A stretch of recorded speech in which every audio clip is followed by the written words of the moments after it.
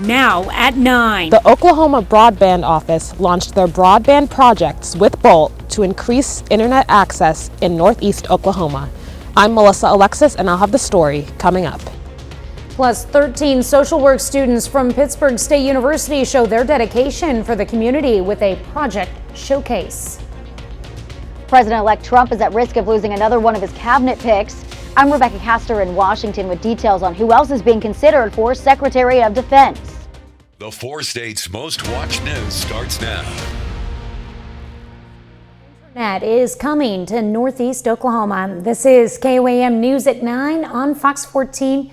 I'm Tanya Bach, and today Bolt Fiber launched several broadband expansion projects designed to improve access to internet in rural areas.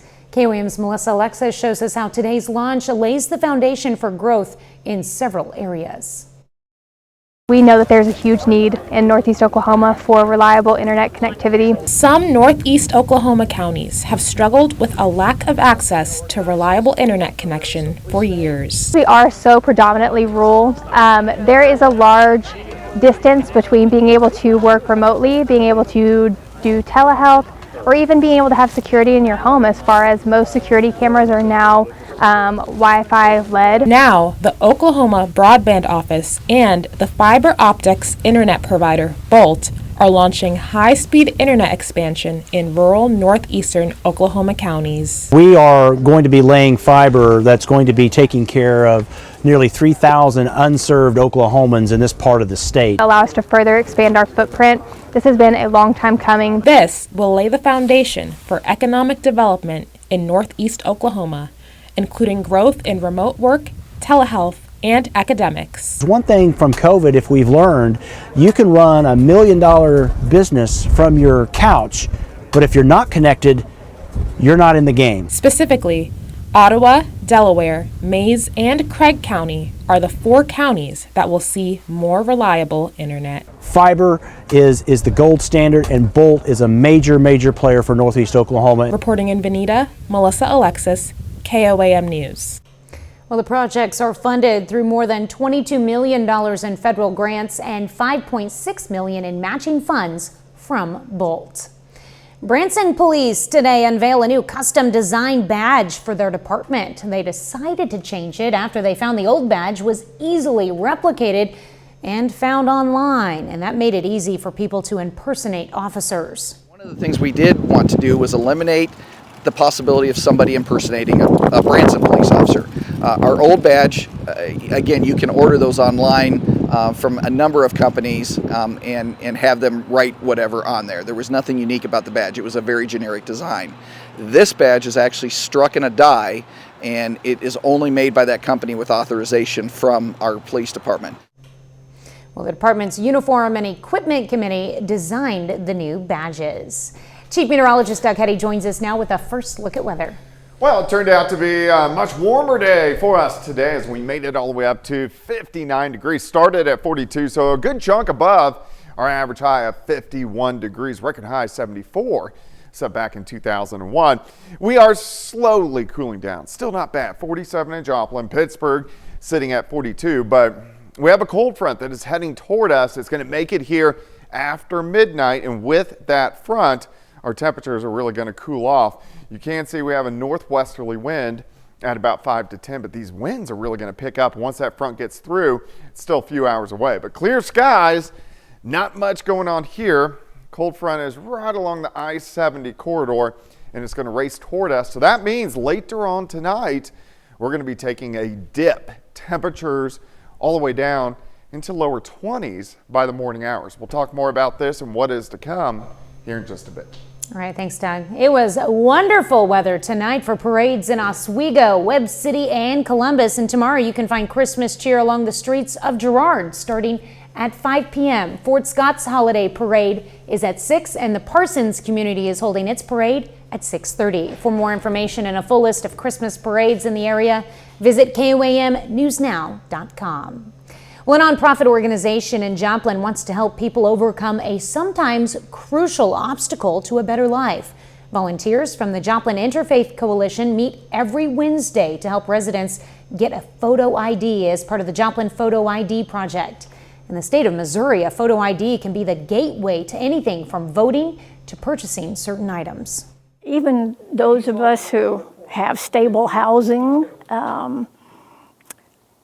have issues where all of our documents get gone. Tornadoes, fires, we'll all do that. If you are in need of a photo ID, the project meets every Wednesday at the Salvation Army building at 320 East 8th Street in Joplin.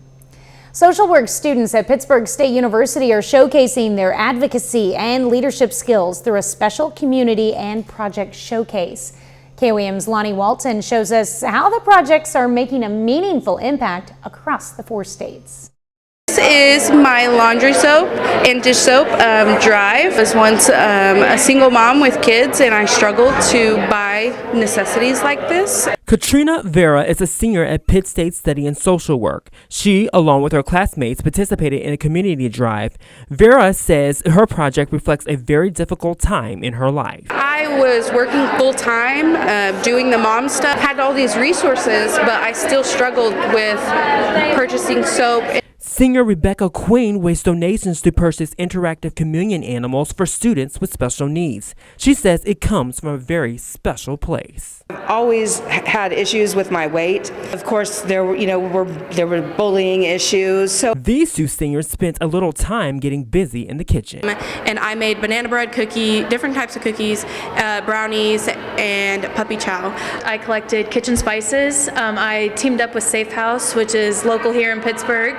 And we surely can't forget about our furry friends. I just became so dependent on this dog that I realized how much dogs are essential to people's lives. Vera says she also had a social worker that helped her get on her feet. He literally took me up to the community college. He's like, you are going to do great things. And according to her professor, that's the goal for all these aspiring social workers, doing great things. Reporting in Pittsburgh, I'm Lonnie Walton, KOAM News.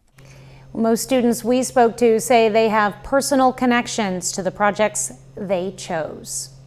Well, coming up, trouble in the Trump transition. Some of President-elect Trump's potential nominees are running into trouble. I'm Doug Luzader in Washington. We'll have more on that coming up.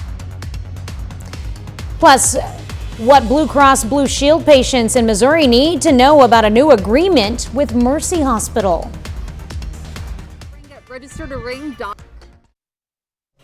A big relief for many people with Anthem Insurance in Missouri. An agreement has been reached between the company and Mercy just before an important deadline. Chris Bryant has more on the last-minute deal.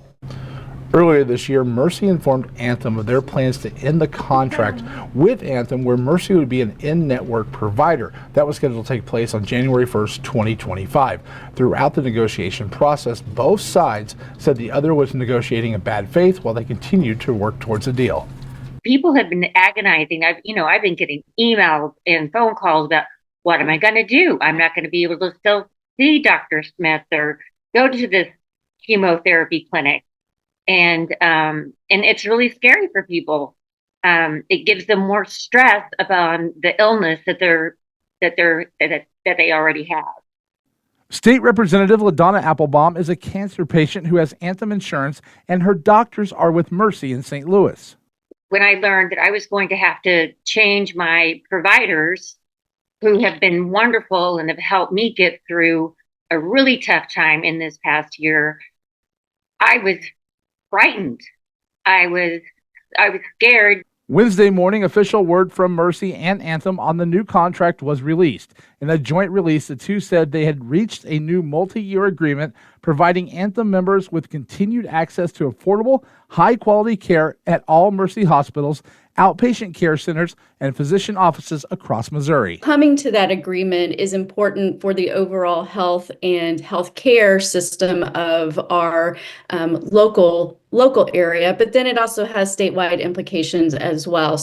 Representative Stephanie Hine is the state representative for the area Mercy Springfield sits in. I'm glad to see that it's an extended agreement, 3.5 years, so we won't be back here in the same place. But it also takes care of or addresses some of the prior authorization pieces that we've been trying to get through the General Assembly. State representatives across the aisle are pleased to see an agreement in place as well. Republican Jamie Gregg, who represents the 140th District in Christian County, says long-term relationships with physicians can play a crucial role in maintaining continuity of care, and avoiding the disruption of having to find new doctors or insurance options is a relief for many. It's almost like, why even bring this up and scare the bejesus out of people, and make them go through this trauma that we've been going through the past 3 or 4 months of wondering what's going to happen and how we're going to receive our health care and who's going to be able to provide it to us. When asked to comment, Anthem referred to its statement in the media release, and Mercy said it would not be doing interviews this week. Doug is next with a complete look at your forecast, and later St. Nick makes a stop at the NICU to meet this month's early arrivals. PCT's production of a Center for the Arts.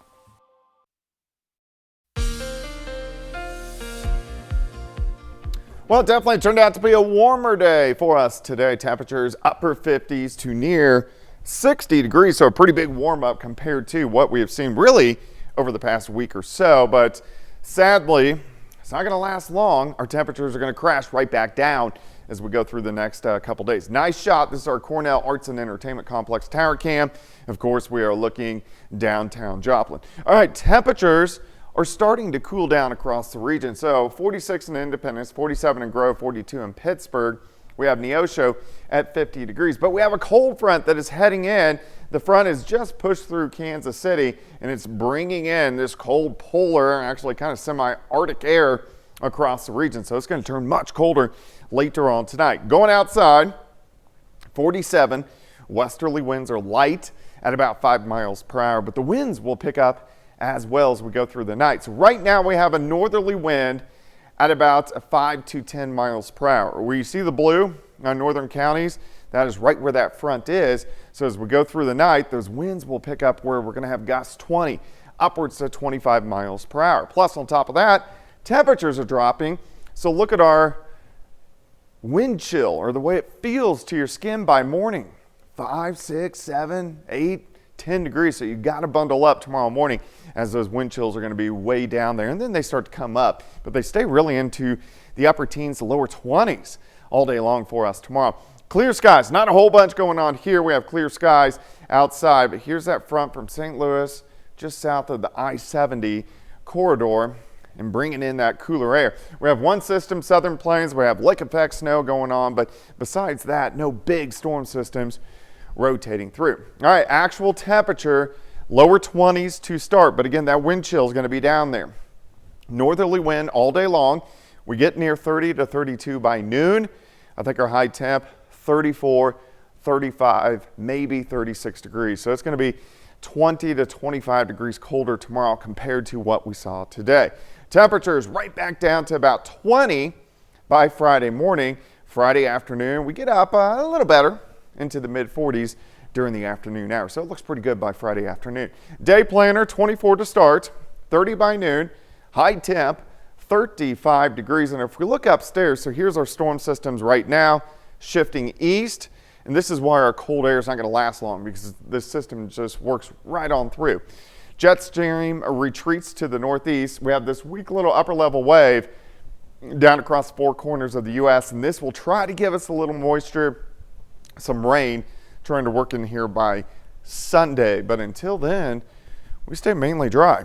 35 tomorrow, 47 on Friday, back into the 50s Saturday, Sunday, and Monday. Of course, we're going to be bell ringing tomorrow. Yeah, it's in gonna the be cold. cold. In the Bundle cold. up. Bundle up. All right, thanks, Doug. Well, some families may end up spending Christmas in the hospital, but as Anthony Saviello shows us, the big man in red is making an early visit to help bring a little joy to the tough times in these families' lives. As holiday spirit fills the air, there's a visitor who comes just a few weeks early. In his arms lies another who arrived earlier than expected.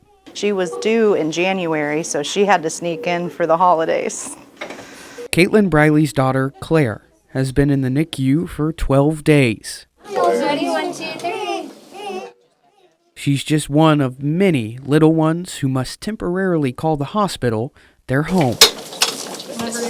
But it's not putting a damper on the Christmas joy. So grateful for it, because if she had been here in January, she wouldn't have gotten to meet Santa, and if Freeman didn't do this, then I feel like the holidays would have been more sad for us.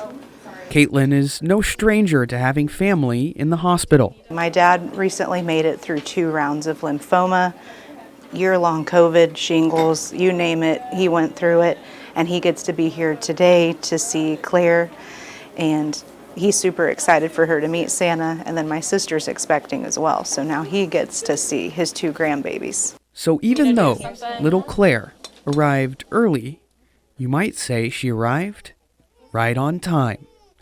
Anthony Saviello, KOAM News. The Freeman NICU has St. Nick visit the babies every year. Well, coming up, an AI shopping experience. Seeking a less stressful holiday shopping experience? I'm Kevin Cork with a look at how several AI chatbots could lend a helping hand. That and much more coming right up. Jazzy little Christmas in Neosho. Tickets on. Just days after a record-breaking Thanksgiving travel season, airlines are facing growing questions from lawmakers about rising airfare costs. A bipartisan Senate panel today criticized airlines for charging so-called junk fees, which they say raise prices for customers and are pure profit for air carriers. Today's hearing comes after a Senate report released last week showed U.S. airlines made more than $12 billion on seat fees alone during the past 5 years. That includes charges for things like extra legroom or aisle seats. But executives argue they're giving customers choices while their companies face rising costs. Our customers who prioritize affordability have the option to choose a lower fare product and in doing so, opt out of paying for additional services they do not need nor want. Today, your airlines are paying millions of dollars to your employees to harass people who've already paid. They're there in line because they've already paid. It's unbelievable. The committee also found lower budget airlines Spirit and Frontier paid more than $26 million in bonuses to their employees for making passengers check bags at the gate. The Biden administration has made it a priority to tackle those junk fees. And in October, a new rule was finalized that mandates automatic refunds for canceled or significantly delayed flights. Well, holiday shopping can be anything but merry and bright, with packed malls and endless online options adding to the stress. Fox's News' Kevin Cork shows us how major retailers are offering a new kind of holiday help. It's the holiday season. Hit the switch! And while it's supposed to be merry and bright, finding the perfect gifts can be stressful, with crowded malls creating not-so-silent nights. Even if consumers are only shopping online, it can still be hard to, sort through so many products. But hope may be just a click away. With major retailers like Amazon and Walmart having rolled out souped-up AI chatbots. This being sort of the next form factor of online commerce. Many of the new artificial intelligence models use generative technology, letting shoppers ask more direct questions. Do you have any recommendations? These AI assistants can help personalize gift recommendations and serve as a more conversational method of researching and comparing items. Officials at Amazon say the company's AI helper, named Rufus, has even been programmed to ask shoppers follow-up questions to generate better results. Okay, it says, I can help you find a great gift. Can you share more about them? 1 in 4 to 1 in 5 kind of avid shoppers have made a purchase through a chatbot. Now, as you can well imagine, just like people, technology experts say AI chatbots can make mistakes, adding it may take some back and forth at first to get tailored responses. I'm Kevin Cork, Fox News. Well, coming up, a Christmas photo op with man's best friend. It's a Christmas. Back to the North Pole tonight, but that didn't stop man's best friend from an opportunity to hop on Santa's sleigh. Pet owners captured the festive moment with their furry friends during this evening's Santa Paws event, hosted by the SCK Humane Society at the Pittsburgh Meadowbrook Mall. If you missed out, don't worry. Santa says he will reschedule his visit to find out what your fur baby really wants for Christmas this year. 30 more minutes of news, weather, and sports is coming your way. Calls for South Korea's president to step down after his brief declaration of martial law sparked massive protest in Seoul.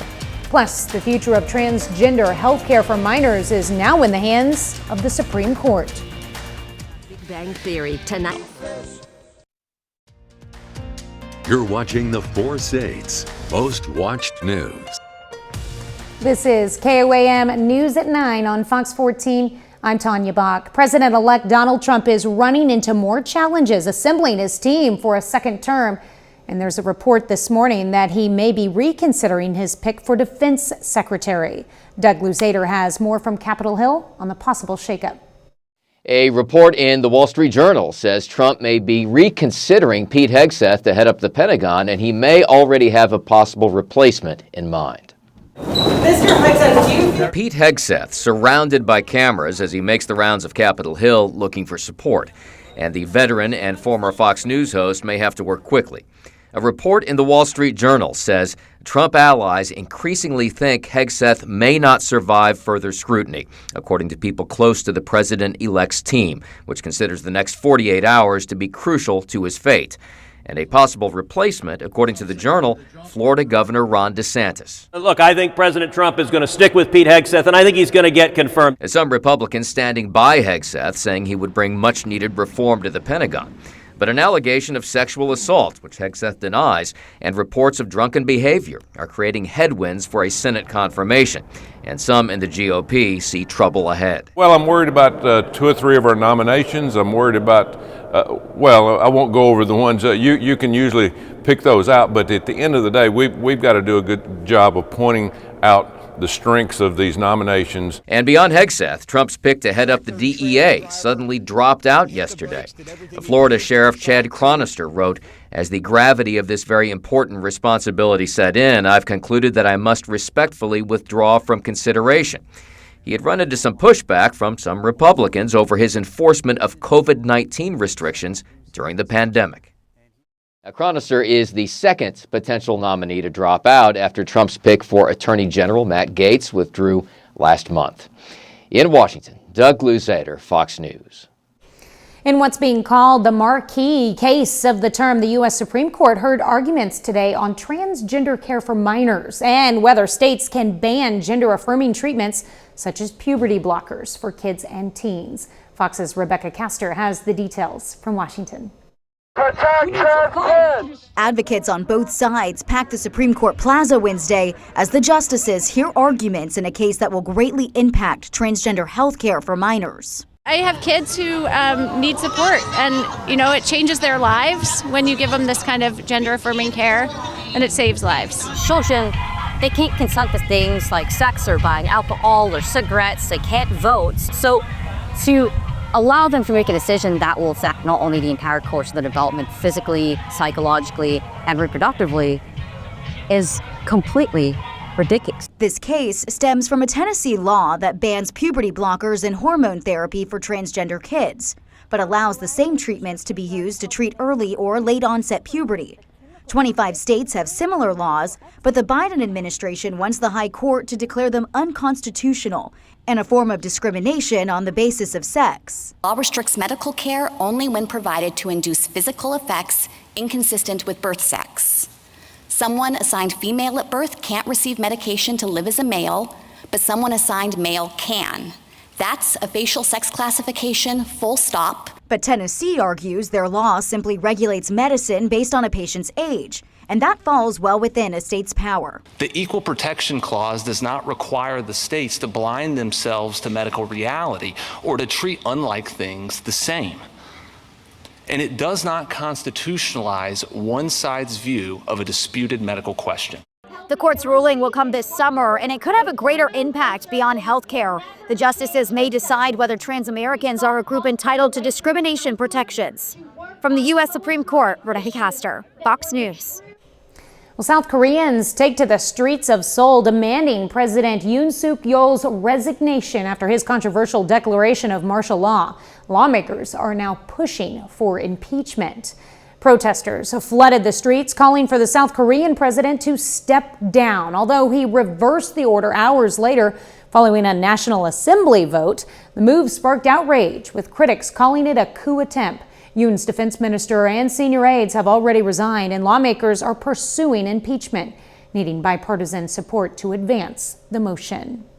Well, Doug is next with a complete look at your forecast. And later, the annual Spotify Wrapped campaign has grown to become a massive delight to many music fans. We dig into the psychology and marketing behind the yearly playlist. Jess Daniels, the owner of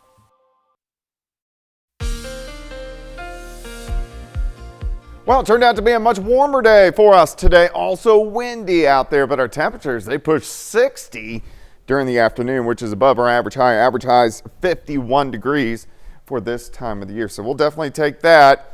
I hope you enjoyed it, because we're going the other direction here very shortly. We have a strong cold front that is going to be pushing through, and it's really going to knock our temperatures back down as we go through the overnight hours tonight. Looks good. Nice shot. Cornell Arts and Entertainment Complex. Temperatures right now, they're still sitting mid 40s, but our front is right in our northern counties, so our temperatures will tumble quickly as we go through the overnight hours. Look at the Arctic air to our north. It's 7 in Bismarck, 6 Fargo, 13 in Duluth, 19 in Des Moines. This air is going to kind of push in and then quickly retreat, but it will be here in place as we go through the daytime hours for us tomorrow. Let's go outside. Here's 7th and Rangeline, 47. Westerly winds are light at about 5 miles per hour. Northerly winds 5 to 10 sustained, but if you look just to our north, you can see the wind starting to pick up. So this is behind the front, so the winds are really going to get going as we go through the overnight hours. Tonight we'll have gusts 20 upwards to 25, and then the winds will slowly calm down as we go through the daytime hours tomorrow. But in return, this drops our wind chills. So by morning, it's going to feel like 5 in Nevada, 7 in Neosho, 11 in Bentonville, Veneta, 6 in Yates Center, so you need to make sure you bundle up. They do rise through the afternoon, but not great. Still upper teens to 20, so it's going to be a really bitterly cold day for us tomorrow. Actual temperature will get just above freezing, but with the winds, it's going to make it feel worse. All right, clear skies. Anything going on is kind of down to our south. We have some rain through Louisiana, parts of Mississippi heading away from us. No big storm systems, but the pattern will really start to pick back up here in about 10 days or so. But we do have some systems we need to keep our eyes on. All right, by morning, 21, 22, 23 degrees. This is going to be actual temperature, but again, it's going to be very windy. We should get to about 30, 32 degrees by noon.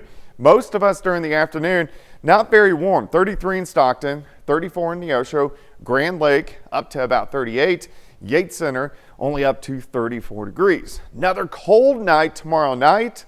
Winds start to crank around out of the south, which means we're going to warm up more on Friday, but we're going to start right around 20 degrees once we get into Friday afternoon. Looking better, as we should go into the mid 40s during the afternoon hours. All right, so let's go 35 on Thursday, 47 on Friday, 55 on Saturday. We have a few days of 50s, but some scattered showers on Sunday and Monday. But yeah, tomorrow's going to be a cold one. I know we're going to be outside ringing the Salvation Army bell, so bundle up. Yes, that's just a little reminder to you that if you want to help out the needy this Christmas season, we're going to be at the 7th Street Walmart. Make sure you go to the side that the KOAM Fox 14 team is on, though. So you're saying not the KSN, KOD side? No, it's a friendly competition. Go to the KOAM side because we got to raise the most. And Doug and I will be there at 4, so we expect to see you then. All right. Well, the holiday tree trail is now underway at Joplin's Mercy Park, continuing the holiday tradition with opening night celebrations. Patrons enjoyed various food and drink options from local businesses in the area, and the tree trail is open every night until 10 p.m. through December 31st. Attendees are encouraged to vote for their favorite tree by scanning the QR code next to it. Winners receive gift cards from Texas Roadhouse. Well, coming up in sports, Pitt State and Missouri Southern basketball play their first conference games of the year. Plus, Several of our local high school basketball teams received preseason rankings. John Dales has those stories and more up next. Sign up to ring. We're just 24 hours away from the start of high school basketball season in Kansas. Hope springs anew for every team at the start of a new year, but 4 of our local squads have a bit of extra expectations that come with preseason rankings. The Kansas Basketball Coaches Association releases its preseason rankings this week. Top 10 from each class, and on the girls' side, Colgan is ranked number 1 in Class 2A heading into the 24-25 season. In Class 3A, Girard is ranked 10th. Both of these teams went to their respective state tournaments last season. They both have to replace strong senior classes. Lady Panthers play their first game at Columbus Friday. Lady Trojans start at Parsons that same night. On the boys' side, 2 more of our local teams are ranked inside the KBCA preseason top 10. In Class 4A, Fort Scott, who was a state qualifier this past spring as well, Tigers are the number 8 team in their class. Their season gets started a week from tonight at the Paola tournament. Class 2A, Colgan boys join their girls team. They're ranked number 10. You might remember the Panthers got upset by Erie in the sub-state championship. That was last March. They were ranked in the top 10 all year. Pittsburgh State and Missouri Southern men's and women's basketball played their first conference games of the year tonight. The Lions face Rogers State down in Claremore, Oklahoma. The Gorillas are in Edmond, taking on Central Oklahoma. We start with 8th-ranked Pittsburgh State women's basketball. Their opponent, Central Oklahoma, just 1-7 on the year entering this game, but the Broncos put up a good fight in the first half. This was 29-27 at halftime. Gorillas, though, turn it on in the second half. They win 76-53. This is their 7th consecutive victory. In the men's game, Gorillas come out on top as well. Final score 79-76. Now this went down to the wire. In fact, UCO had a 3-point attempt for the tie with just 3 seconds left in regulation, but that misses and PSU gets a road win to begin conference play. Missouri Southern transfer Avery Taggart leads all scorers with 23 points. Reigning MIAA Freshman of the Year Jordan Friesen chips in 22 points and 7 assists. Now let's check on Missouri Southern. The Lady Lions win a tight one, 57-54 over Rogers State. Southern had 11 different players see the floor tonight. All 11 of them score, but the Lions center, Ryan Franklin, leads the way with 13 points and 8 boards. They win despite going 1 for 17 on 3-point attempts. Unfortunately, the Lions men's team can't complete the sweep. Southern falls 92-73. This was a 4-point game at halftime. The Hillcats, though, run away with it in the second 20 minutes. The loss snaps a 4-game Southern winning streak. The Lions and Gorillas swap opponents for their next matchup. Southern goes on the road to play Central Oklahoma. That's this Sunday afternoon. So 3 for 1, not bad in all their first games in the conference. I was going to say, despite the men's loss, that's a lot of winning on the board tonight. Definitely. All right, thanks, John. We're back with more news after this. This is your news update. I'm Tanya Bach. Some families may end up spending Christmas in the hospital, but as Anthony Saviello shows us, the big man in red paid an early visit to help bring a little joy to the tough times in these families' lives. As holiday spirit fills the air, there's a visitor who comes just a few weeks early. In his arms lies another who arrived earlier than expected. She was due in January, so she had to sneak in for the holidays. Caitlin Briley's daughter, Claire, has been in the NICU for 12 days. Ready? 1, 2, 3. She's just one of many little ones who must temporarily call the hospital their home. But it's not putting a damper on the Christmas joy. So grateful for it, because if she had been here in January, she wouldn't have gotten to meet Santa, and if Freeman didn't do this, then I feel like the holidays would have been more sad for us. Caitlin is no stranger to having family in the hospital. My dad recently made it through 2 rounds of lymphoma, year-long COVID, shingles, you name it, he went through it, and he gets to be here today to see Claire. And he's super excited for her to meet Santa, and then my sister's expecting as well. So now he gets to see his 2 grandbabies. So even though little Claire arrived early, you might say she arrived right on time. Anthony Saviello, KOAM News. Well, the Freeman NICU has St. Nick visit the babies every year, and we'll be right back. Well, the wait is over for Spotify users. Music fans eagerly awaited the drop of their annual Spotify Wrapped list. The campaign analyzes a person's yearly music listening habits. Psychology experts say there's more to it than just having a fun recap. Fox News' Ted Linder takes a closer look. The annual Spotify Wrapped campaign has grown to become a massive delight for many music fans. It's essentially a recap of what you have been listening to on Spotify. The project summarizes each listener's music history for the year, capturing everything from their favorite artists to their most played songs, favorite genres, and more.